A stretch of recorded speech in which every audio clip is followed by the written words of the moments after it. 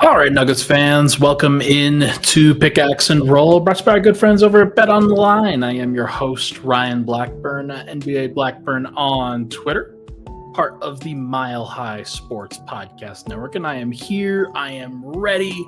Apologies for the different time that we're setting up for on this particular show, but trying to get the stuff out for you. Had something come up this morning that I needed to take care of, and just wanted to also then be able to podcast now. So thank you so much for being flexible. Thanks for tuning into the show.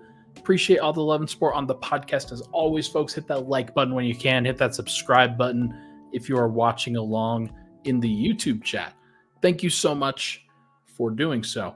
Really quickly, podcast, as you know, it's brought to you by the good folks over at BetOnline.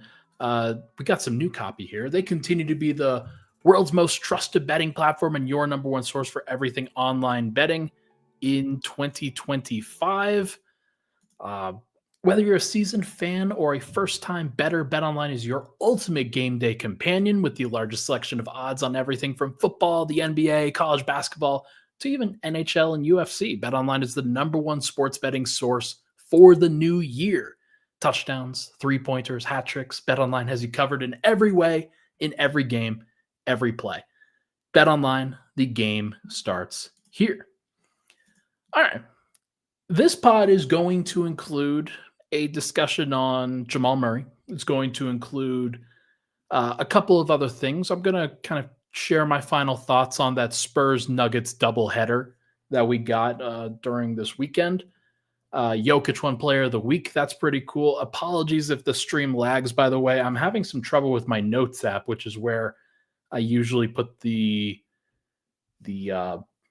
notes for the show.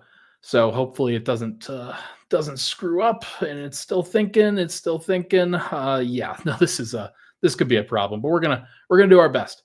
But we're gonna talk about the doubleheader in the first segment, Jamal Murray in the second segment. That'll be the longest one, and then in the third segment we will preview the Nuggets Celtics game, of course.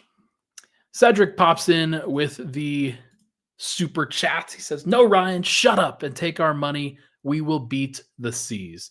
I'm probably going to sit here and say that they are not beating the Celtics tomorrow, but I have been known to get things wrong. So hopefully I am wrong this time around, and they get to get everybody very positive and excited again. I don't really see it, but we'll get into that. First and foremost, though, we got to talk about the doubleheader that was just played. These Jokic-Wemby games, I'm going to make sure that we all appreciate them for what they are, for what they have been so far. Just a massive, massive opportunity for the present versus the future of the NBA. It is a shame that none of these games have been on national TV. I don't know if one of them was on NBA TV last year. Maybe Game 81 was. But for the vast majority of these, I think for most all of them, Jokic and Wemby have not been on national TV. And I hope the NBA learns from this weekend. They actually put out a specialty video showing both Jokic and Wemby plays from both of those games over the weekend. It was a marvel. It was awesome. It was great to see. And it went about the way that I expected. You guys knew that I was talking about a split. It happened in the reverse way that I thought it would, but it was a split. Denver loses the game at home. They win the game on the road the second night of a back-to-back, because of course they do. They're now 7-0 on the second night of back-to-backs. If there's one great thing that I can say about this Nuggets team, is that there is true resilience with this group. Every time you basically say, oh, they're not going to do anything, they're not going to win, they're not going to do this or that, they find a way to surprise you. And games like the second night of back-to-backs are, I think, a great example of that. Now, Denver hasn't played the best overall competition on the second night of back-to-back games, but they're still getting it done. And for most teams, those are the opportunities for them to drop a game that they wouldn't expect to drop, whether they're facing a team that's worse than them, that just has more energy, or they just kind of get caught. The Nuggets have not gotten caught. And Jokic is obviously the biggest reason why he won player of the week. this last week. And let me just read off these numbers here for you for the player of the week that he had. Denver goes 3-1 during the stretch, and Jokic in 4 games, 36.5 points, 16.5 rebounds, 11.3 assists. In these games over the weekend against Wemby, I think it was 41, 18, and 9 in the first game, and then 46, 9, and 10 in the second game. Like, good Lord, man. Like, how does one do? I know the answer because I watched him do it, but he has just been relentless over the course of this past week. And he started the week against Utah 36, 22, and 11. That's nuts. That is crazy. So give him all the credit in the world for the way that he's shown up, the way that he's put the team on his back in this moment. I talked about him as an MVP option, and like, I think he is. I'm not sure if he's the front runner because Shea is also having a great season. Just looking at the numbers for both of those guys, you can make different arguments for why each of them are the MVP. Having watched Jokic over the course of this entire season, it's hard for me to argue against Jokic. Like, despite the fact that this has been like a weaker defensive season for him, or his efficiency around the rim hasn't been awesome, things like that, like, still averaging insane numbers. And like, he had a bad week from 3, and he's still averaging the league leading 3-point percentage in the entire NBA, which is just bonkers. So good on him for making it happen. He willed Denver to a win on Saturday, despite the fact that they did not play well. Shout out to Michael Porter Jr., who did play well in the second half. It took him a little bit to get going, but as I've said on this podcast before, I expect Michael Porter Jr. to be one of Denver's best players on the second night of a back-to-back because of how much he cares, how much he puts into being ready and physically prepared for these moments, how well-conditioned of an athlete he is. There was 1 3 that he hit kind of mid to late fourth quarter, about 4 to 4.5 minutes left to go, where he runs the play. He basically runs Harrison Barnes ragged, because Harrison Barnes has been on the second night of a back-to-back too. He keeps himself in shape too. But the fact that Michael Porter was able to develop separation, going off of multiple screens, curling around to the top of the key again, getting a DHO from Jokic, and hitting that shot, that is a tremendous play, and one that very few people in the entire NBA can make. And like, just the way that he has bounced back through all of this has been awesome. It's been great. So it's not just Jokic in these moments. Michael Porter Jr. has been Denver's second most consistent player, and maybe their second best player, if we're being honest about what's happening with Jamal Murray right now. And it's just been awesome to watch through all of this. It's not like I want to trade Michael Porter. And I think I've had people kind of conflate that with me talking about the way that Denver can actually change their team. It's the only way for them to change their team would be to trade Michael Porter, because you can't trade Murray, you can't trade Gordon, you're not going to trade Jokic. So it's just process of elimination.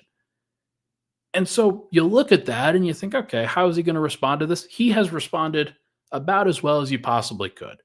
And it's awesome to watch him grow. Obviously, you want to see how he handles this. You want to see how he can grow and how he can develop. He has handled this moment better than just about anybody on the roster. And just been very impressed with the way that he has gone about it, the way that he continues to approach. Others have heard the noise and not necessarily done well with it. But shout out to Michael Porter for always continuing to put his best foot forward, regardless of the circumstance. But back to Jokic Wemby. It is a privilege to be able to watch Jokic at this level right now, and also to see it overlap with another all-time great. Wemby's going to be an all-time great in this league. The question is how high he can get, like what he's going to be able to do from a health standpoint. A lot of people are already saying, yeah, this is probably a Pantheon level player. This might be a Mount Rushmore level player, where he's ultimately going to be in that same level with MJ and LeBron and Kareem and guys like that. Jokic also has that capability, maybe. We'll see what happens with the rest of his career. But Wemby's starting from where he is. It looks like the second-year leap that a LeBron or MJ could do. And the way that he's handled himself has been awesome. And the way that he's matched up with Jokic has been awesome. And to see those guys battling over the course of this stretch, it's one of those things I'm always going to say, like, was a great privilege to watch for me. The Jokic-LeBron matchups were like that for me. The Jokic-Luka matchups are like that for me. And the Jokic-Giannis matchups are like that for me because it's just two guys going at it, like really showing supremacy on the court. Jokic had to work through the struggles early on in order to battle LeBron. He's been a peer of Giannis for his entire career. And with Luka, he's kind of the new kid on the block initially, who is just as talented as Joker. And Joker's had to prove it, and he's had to give better effort. And last year, the big reason why he won MVP instead of Luka was because he gave better effort than Luka, especially on the defensive end, and people noticed that. So now you've got Jokic and Wemby. Wemby clearly looks up to Joker. It's awesome to see them battle against each other. It feels like the modern-day version of Kareem versus Wilt or Hakeem versus Shaq, where you've got one older guy kind of battling against the newer guy. And it just is it's always going to be a privilege to see those kinds of matchups play out and realize that the guy that you cover, in this case Jokic, is in that level of player that nobody's ever really seen before. So it's awesome. It's been great to watch, and another Player of the Week nod for Joker. And I'm excited to see where it goes from here. I mean, he's clearly put up a fantastic season, and we will see if some other guys can join him. When we come back, we are going to talk about Jamal Murray. There's been a lot of discussion about Jamal Murray and sort of where he is going to go from here and what the Nuggets need from him. We'll be right back talking about it here on Pickaxe and Roll.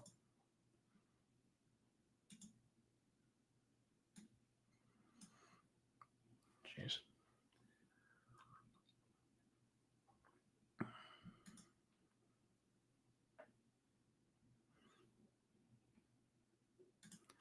All right, back at it. Pickaxe and Roll. Thank you so much for tuning into the show. Yeah, this Notes app is just it's just giving me the business today. I should have copied all these things over to another page because this is just lagging up a storm. I hope my camera and my other app is not breaking because of this. So hopefully I'm doing okay on your guys' end. Thank you for tuning into the show. Hit that like button, hit that subscribe button when you can. Would be much appreciated. All right, let me just copy this into a new document over here. Thank you for being patient. And let's talk about Jamal. Let's talk about Jamal, somebody who I think it's been, look, there's a lot of stuff. There's a lot of stuff that goes on here. There's a lot of, like, Jamal's clearly heard the noise. He has clearly, like, he talked to us about it post-game after the Atlanta Hawks, where guys who have been around here should know that he starts slow and that he'll be there when it matters. And I find that it's not, I don't know if it's an excuse or not, but I find it to fall flat, at least a little bit, when it comes to the responsibility that he's supposed to bear on a night-to-night basis.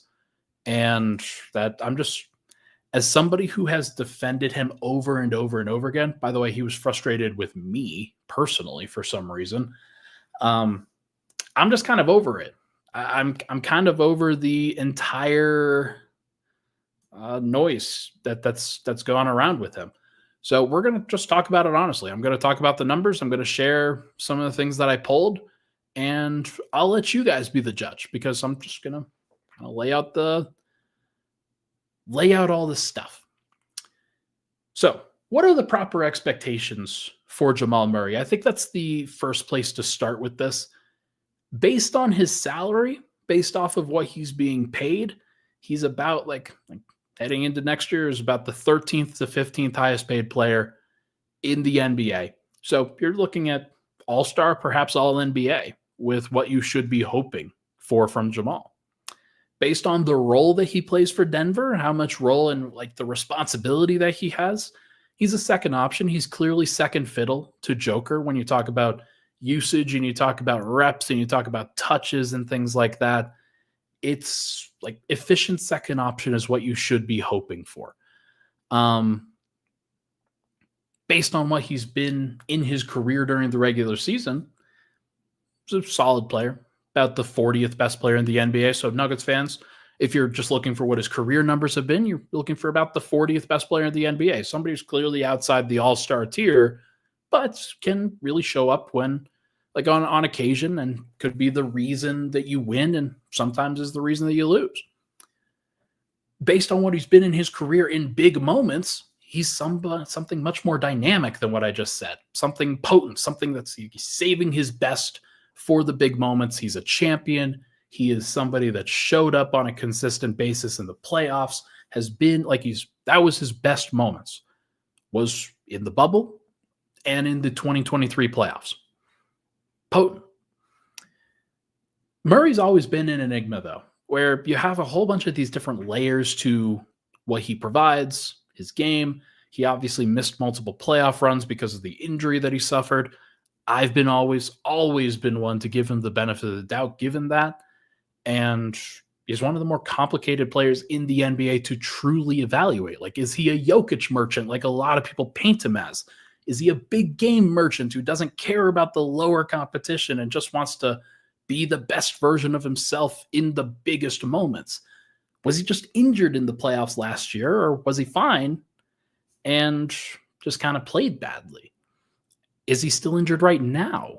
Are these things that he's not necessarily like trying to cop to, but he has noted that he's been injured throughout this year? So here's what the numbers say. All of that, I think, all of those perspectives, I think, are fair. All those points of view for him are fair. He's 93rd in estimated plus minus, just barely cracking the top 100. He's 88th in player efficiency rating, just simple PER. He's 124th in box plus minus among qualified players to play enough minutes. And then if you just go by role and not kind of eliminate some of the lower tier players that they get to buoy up their advanced stats because they play in a different situation. For the guys specifically, the 78 players in the NBA this year that have played 800 plus minutes, so a fair sample size, and have maintained a 20% usage rate. So they are your scorers. They are your guys that are responsible for winning.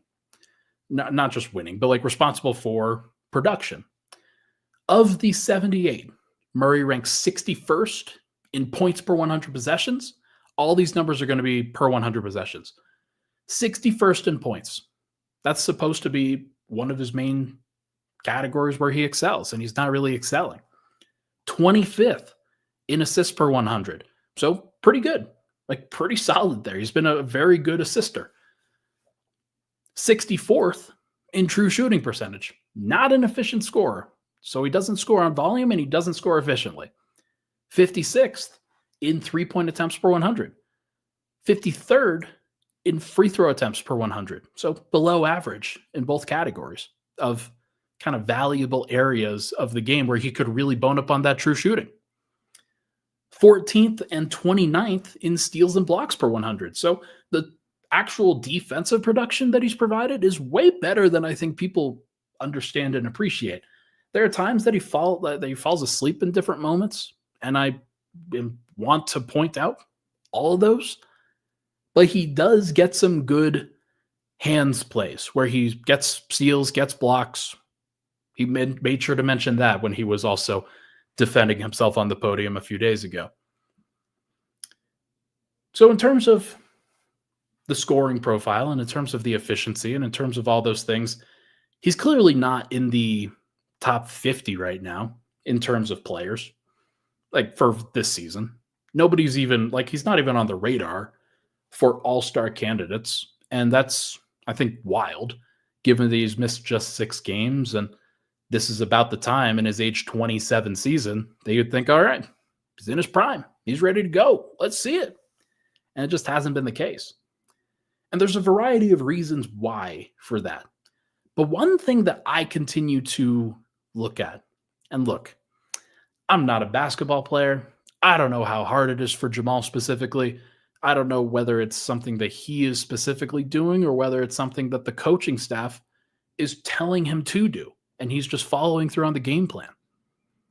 He is taking too many mid-range jumpers. It's just too many. On cleaning the glass, he is 100th percentile in the frequency of shots in the long mid-range area for combo guards. And that's what he's playing now because he's like sharing the floor with Russell Westbrook a lot of the time. Sometimes he's the point guard. He's a combo guard now. He's 63rd percentile in accuracy on those long mid-range jumpers. But the most important point of that is he's shooting 41% from the field in that zone. And when you take a whole bunch of long mid-range jumpers, you better be Kevin Durant. You better be DeMar DeRozan. You better be CJ McCollum. You better be these guys that are extremely efficient in the mid-range area, or else it is going to tank your efficiency. And it's why I made sure to mention the three-pointers. It's why I made sure to mention the free throws. Those are easy freaking points, man. Easy opportunities for him to bone up on efficiency, to get easy points, to be able to take that point per game number for where it's been sitting at like the 19 to 20 to 21 range and go to 22, 23, 24. He has taken 81 total shots at the rim, 211 shots in the mid-range, and 157 shots from three. Now, I know he wants to be in the mid-range. I know he wants to navigate there. He wants to be somebody that is who is a maestro with the ball in the scoring area. He likes, like Kobe is one of his mentors, obviously MJ. Like these guys are mid-range maestros. But he can't get to the rim as often as he used to. He doesn't finish as well as he used to. And despite the fact that he often shoots a very good percentage from three, and he shot 42, 43% last year, whatever it was, he's not taking as many of those. And there's a reason why Denver is last in three-point attempt rate, last in three-point attempts per 100, whatever it is. It's not Christian Brown. It's not Aaron Gordon. It's not Russell Westbrook. It's the fact that Jamal Murray is not taking enough. He has the ball in his hands. He has an opportunity. There are so many opportunities that he passes up trying to get into the teeth of the defense, trying to get to a spot that he's comfortable in, rather than making himself uncomfortable and becoming better. And he just hasn't become better. It's something I posed on Locked On. Like, I just don't know what he's really improved at from last year to this year. Steals and blocks, if you want to say that, sure. You want to point to that, fine. But it's just, I think, kind of frustrating to see that there are so many different options and ways for him to become the best version of himself. And I don't think that he's doing it. I don't think he's going out of his way to not do it in a lot of these ways. It's actually penalizing him. Like the fall away jumper that he hit over Wemby when he kind of lost the ball going to his right and then hit a rainbow shot in the mid-range. Like that was sick. It was awesome. It was great. And yet it was still worth just 2 points. And it's why his efficiency is lower than his peers, because he doesn't take enough threes. 55555-ish says, how many does he need to take then? 8 to 10? Well, overall for his percentage, he is at 5.8 three-point attempts per game. Last year, he was at 5.8. The year before that, he was at 6.6.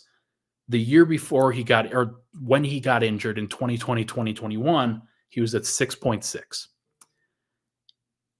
With the NBA shifting as much as it has to the three-pointer, and him going backwards and not actually doing that, It's really put him behind the 8 ball. So yeah, I would say at least in the 7 to 8 to 9 threshold, because when you're taking 16 of your shots and 10 of them are from 2, only 6 of them are from 3, and you don't get to the free throw line as often as some of your peers as a scorer, it's going to be difficult to make up the gap. You have to be really good in that zone, and he just hasn't been good enough from the mid-range in order to warrant taking as many shots as he does. Plain and simple. So, look, that's where I look at him. That's where I look at him and say that's been a failing. Mike's been really good at evolving his game. Mike has changed. He has evolved. He has become a better passer. He's become more versatile. He's done all the things the Nuggets have asked him to do to make himself better. And Jamal has been playing the same role for the Nuggets for a long time. And he hasn't gotten better at carrying the second unit. Just looking at the numbers, like the numbers are the same with him carrying the second unit. He isn't more efficient in those spots. So many other guys, I think, could play that role around the NBA. And the great thing about Jamal is he has that chemistry with Jokic. He has that camaraderie. He has that ability, the two-man game, the thousands of reps that they've been able to do that have put them into a position where they can be a playoff and championship contender. Russell Westbrook and Jokic has a better two-man net rating. They've been more effective. Michael Porter and Jokic has been more effective. Murray and Jokic is actually kind of lagging behind in terms of Denver's efficiencies. So I don't know what to tell people, man. I've gone to bat for Jamal for a long time. Like everybody here knows. And I just he has to evolve. He has to continue to get better. And if he doesn't continue to get better, then Denver is going to be stuck with his contract and in a situation where Bradley Beal is with right now with the Phoenix Suns. Think about how horrible that situation looks for the Suns right now, where they're under 500. They don't have a trade partner. There's no way for them to get better. They are just stuck. I don't want the Nuggets to be stuck. And for them to get unstuck, Jamal Murray's got to play better basketball. If he doesn't, they will probably never, ever win another title. Full stop. Let's take a break. When we come back, we'll talk about a team that, hey, Jamal was great against the Celtics last year. Let's see if he's great against the Celtics this year. They're coming to town. Nuggets and Celtics play tomorrow. We'll talk about that next on Pickaxe and Roll.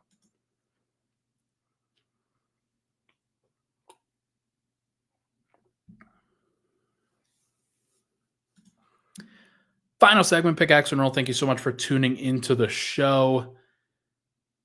Let's see. The next thing on the docket, the Nuggets versus the Elite. I didn't pull this number before. I'm going to go look at it right now really quick. Okay, good. I didn't quit out of that. That would have been bad. Let me just refresh this really quick. Versus 500 and above teams, the Nuggets are now 11-10 on the season. Very few teams have a plus 500 record against 500 and above teams. The Cavs, the Thunder, the Celtics, the Rockets, and the Mavericks, and the Nuggets. And that's it. 6 teams. Houston's been great in these situations, surprisingly so. They've been way better than I expected. Maybe I should have expected it because they kind of remind me of Denver back in the day. Obviously, the Cavs, Thunder, and Celtics, you would expect that based off of their records. Knicks are 500. Grizzlies are 500. Mavericks, they've been good against the Elite. Not to be surprised because they went to the finals last year. Denver's also in that tier.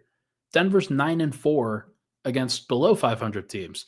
They've only played 13 games against sub-500 teams. You know what's funny? The Rockets have played 11. The Thunder have played 11 against sub-500 teams. they've been fantastic, and they've had really tough schedules, those teams as well. So I'm not sure if Denver's going to be able to catch Houston. I'm not sure if they're going to be able to catch the Thunder. But those teams are elite. Those teams have clearly shown that they are in a good place. And I'm very curious to see what happens with them and what continues to go. Cedric's back with another super chat. He says, what happens if the Nuggets front office trades Maul this summer? What'll happen if they trade him? I mean, they're not going to get a good deal back for him. Maybe they could swing a De'Aaron Fox trade. That would be, I think, best case scenario in that situation. More likely, they would trade him to a team that breaks up his contract into 2 or 3 role players, and Denver would kind of have to start from scratch. They'd probably be taking a loss on that deal and probably be getting like maybe 1 starter and a couple bench players back, maybe 3 bench players back. Not sure what it would look like, but that would be a pretty tough place for them to be. So, I mean, that's the level that Jamal's playing at now relative to the contract. He's got 4 years, $208 million left on the deal. That's a lot. That is a lot of money for a team to commit to. They are not going to want to do that unless he turns his season around. And that is still possible. Still definitely an opportunity for it to happen. But just through this point, it hasn't been good. But yeah, so Denver has been pretty good versus above 500 teams so far this year. They've mostly held their own. It's one of the reasons that they're 4th in the West. They've been able to win enough of these games. They won 1 against the Mavericks, 1 against the Grizzlies, 1 against the Thunder. They haven't played Houston yet, if I recall. They beat the Lakers. They beat the Mavs. Like I said, they beat the Clippers once. They'll play them again on Wednesday. That's another big one. But it's going to be very interesting to see whether they can continue that or if that's something that they sort of fall behind. The final thing here we're going to do is a Nuggets Celtics preview. Thank you for hanging out. Thank you for listening to me ramble. Nuggets versus Celtics, 2023 champs versus 2024 champs. This is going to be on TNT tomorrow night. Battle of play styles. This is going to be something that's pretty hyped up. Jokic, the best player in the NBA, versus what many people think is the best team. And after the Celtics just lost to the Thunder, they're going to be out for blood. I'm sorry to tell Nuggets fans, but this is going to be a tough one. This is probably going to be a loss. Denver doesn't have KCP, and they don't have Aaron Gordon to match up with Jaylen Brown and Jason Tatum. That's a big deal. Like, the good thing about what the Thunder had dealing with them on Sunday is they've just got waves of good defenders. They've got Shea, Lou Dort, Jalen Williams, Alex Caruso, Aaron Wiggins off the bench. Pick a name, Cason Wallace, like, he's tremendous. And Isaiah Hartenstein is a really good big man defender. So also, somebody yesterday was arguing with me that Isaiah Hartenstein was a below average center. And he said it was like the 45th best center in the NBA. Bro, no, not even close. He got paid $30 million this offseason. He is way better than that. So Denver is going to have not enough defenders. They're probably going to struggle. But as Snow Wolf says, we got Watson. And Peyton Watson has a great opportunity here. National TV, this is going to be a really tough matchup. I've been watching Tatum this year. There are times where he'll miss shots, but there are also times where he just gets into that zone. When he gets to that step back, pull up 3, it's just hitting the bottom. So what Peyton Watson has to do is play as physically as he possibly can, matching up with him and try to take away as much airspace as possible, and then avoid the 3-shot foul. He will get plenty of opportunities going up against Jason Tatum. And I think that he's probably not starting. I think Denver, of course, will probably start the main group that they've had. Murray, Westbrook, Brown, Porter, Jokic. That puts an interesting dilemma out there. Who guards Tatum? If I had to guess, Range Rove here says MPJ is guarding Tatum. Kind of doubt it, my guy. He'll switch out onto him for sure, but it just would not surprise me. Michael Malone has consistently, Ryan Saunders too. He hasn't been on the Nuggets bench of late because he's been hurt. But those guys do not think of Mike as the defender for the big wings. They think of Christian Brown more that way. They had, rather than have Michael Porter guard Lauri Markkanen, they had Christian Brown chasing around Lauri Markkanen. They had Russell Westbrook chasing around Lauri. And then they had Peyton Watson coming in. Same thing with Wemby. For whatever reason, they did not have MPJ guarding Wemby that much, despite the fact that he's probably the best physically gifted player the Nuggets have to guard somebody like him. So I tend to think that they're probably going to have Christian Brown start on Tatum, and they'll probably have Russell Westbrook start on Jaylen Brown. It's going to be interesting. It's going to be an interesting one. So that probably leaves Michael Porter to guard Drew Holiday, Jamal Murray to guard Derek White, and then Jokic will be on Porzingis. But this is one of those matchups, kind of like what Denver just did against the Spurs, and it's actually kind of good practice that they did. Rather than have Jokic on Porzingis, they might move him onto Drew Holiday. Kind of like rather than having him guard Wemby, they had him guard Chris Paul at times in that game on Saturday. So the matchups are going to get wonky. Denver's going to have to defend the perimeter as much as they can. They're going to have good rotations underneath. But honestly, like, if you're the Nuggets, you got to force the Celtics to drive. You got to force them to get out of their comfort zone. You do not want them taking 50 or 60 threes. You want them driving. You want them trying to finish over the top of you. You want to try to do it as best as you can without fouling. But even if you do foul, it's okay. Just make sure they're not getting anything easy. And I'm curious to see what ultimately happens with it. But I got to imagine that Denver's going to be in a position where there's not going to be a lot of stops getting done. And with Joker on your side, obviously, you're going to score a fair amount of points too. The Celtics are a really good defense. They're a little bit lesser of a defense than they were.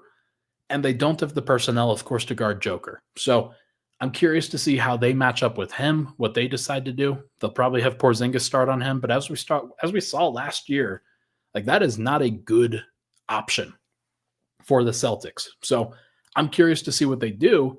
Maybe they have Tatum guard Joker. They probably want to save his legs as much as possible in a matchup like this, but I'm very curious to see what ultimately happens with it. Cedric says, and Cedric, it feels like your handle changes every time. Like, that feels like way too many X's. He says, who's playing center for the Celtics tomorrow, Ryan? It's going to be Porzingis in all likelihood, but they'll probably bring in Horford. There are 0 injuries to speak of for the Celtics. KP will play, and Horford will play, and Luke Cornett will probably play, and Xavier Tillman might even play. Like, they'll throw everything. They'll throw the kitchen sink at Joker, and it just wouldn't surprise me to see, like, hey, maybe they throw double big out there. Maybe they try to run Tatum at the 2, and they run Porzingis, Horford, and Cornett or something like that. They're going to get a little bit weird. Or they'll just space Denver out and run 4 guards or 4 wings and a center and be fine. They can play around with a bunch of different stuff. So I'm curious to see what it looks like with them. I'm curious to see how they handle those matchups. Can Denver survive the non-Jokic minutes in a matchup like this? Usually they can when Jamal Murray's out there and playing well. Maybe it's a Michael Porter option this time too. I will say, Jamal's probably going to get the Drew Holiday assignment, but it wouldn't surprise me if Jaylen Brown also defends him, and then they put Drew Holiday on Michael Porter. And the goal for him is to disrupt him, kind of like what Lou Dort often does with Michael Porter. So I'm very curious to see how both of these teams handle. This is a measuring stick game, clearly, for the Nuggets. This is a measuring stick to see how far are you away from being a contender. Yes, Aaron Gordon's not there. That obviously makes an impact, but you got to be able to win on your home floor, even if you're not like at full strength. And they should have enough practice now without Gordon that they know exactly what they're supposed to do. This is a big test for Christian Brown, a big test for Peyton Watson, a big test for Julian Strawther. Can those guys handle a matchup like this? They did it well against the Thunder in like game 8, game 9 of the season or so. Now it's time to see how they handle the defending champs. Offense for Denver so far this season, it's been Jokic dependent, probably too Jokic dependent. but it is still elite doing that. Defense, clearly not been good enough so far this year. It was averaging the championship year, though, so there's still an opportunity for Denver to bounce back and be good enough when the playoffs run around. There was a feeling in 2023 of confidence. Once Denver saw what they had, they were comfortable. They were confident. They knew exactly what they had. Last year, there was a feeling of assumption where Denver just assumed that they would get back to where they were. They put in some good work, but ultimately they assumed that they would be able to bring the same stuff, and they weren't able to do it. Right now, for this year, the feeling is uncertainty. Nobody knows if the Nuggets can do it. I don't even think the Nuggets know if they can do it. They are not projecting confidence. Murray is, but like Murray always does it. They're not projecting confidence. Jokic has talked about, hey, we haven't been playing well. He's been very clear on that. I don't know if he knows that they have what it takes this year. And the Nuggets themselves need to know where they stand in the NBA's pecking order. That's why a game like this one is very important. You got to find a way to do it without AG. You got to find a way to see, hey, what do the young guys have? What can they provide? Can they hit big shots? Can they handle defensive assignments? Are they going to get crossed up? Are the Nuggets going to give up 130? Are they going to keep a game close? Or are they going to actually take it to a Celtics team that's not playing great right now, but they're clearly still the most dangerous team in the NBA? So I'm curious to see what happens. Curious to see what they do. Yeah, I don't have a lot of hope, as Nuggets fans can probably tell from what I'm saying. But there's always an opportunity for them to surprise me. So I'm waiting for them to do it. I'm hoping that they can. Everybody, that is going to do it for this episode of Pickaxe and Roll, brought to you by our good friends over at BetOnline. Thank you for tuning into the show. If you have questions about Jamal, drop them in the comments. I will look at them and maybe try to answer some of them in a future pod.